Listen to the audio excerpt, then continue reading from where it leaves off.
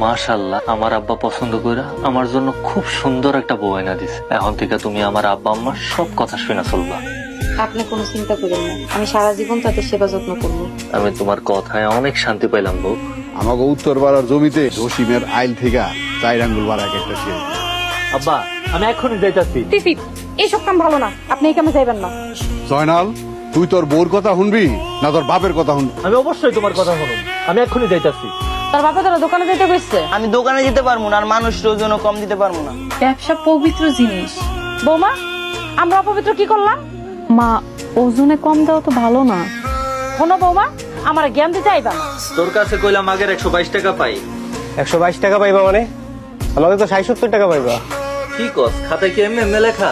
আচ্ছা ঠিক আছে ভাই, দিয়া তুমি। আগের পাওনা ছিল 65 টাকা, আর আব্বা লেখা রাখছে 122 টাকা। এটাই হলো ব্যবসা, লাভই লাভ। একটা কথা কমু, রাগ করবেন না তো?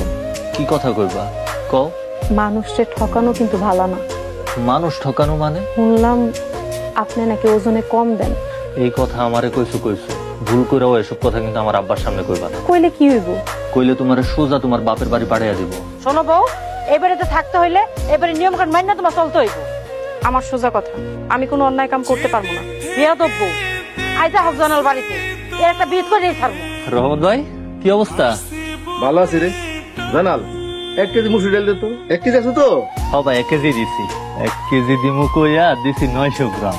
কি ব্যবসা মা, কি হইছে? খাজান পুকুর পাড়ে দিলে ডিম পাইছি। ভালো হইছে তো, রান্না করে খাওয়ান যাইবো। এই কথা তো তোর বউরে কইতাছি, তোর বউ কয় কি আর হারাম হালাল রাঁধতে পারবো না। বউ, তোমার না কতদিন কইছি আমাকে কোনো কামে বাধা দিবা না? অন্যায় কাজ দেখলে আমি বাধা দিমুই। জানাল, তুই অক্ষণ বড় যা বাপের বাড়ি দিয়ে আইবি। তাও তুমি এখন গিয়ে রেডি হও, তোমার আজকে তোমার বাপের বাড়ি দিয়ে আমো। সেই বাড়িতে হারাম কাজ করা হয়, সুদের ব্যবসা করা হয়, সেই বাড়িতে আমিও থাকতে চাই না।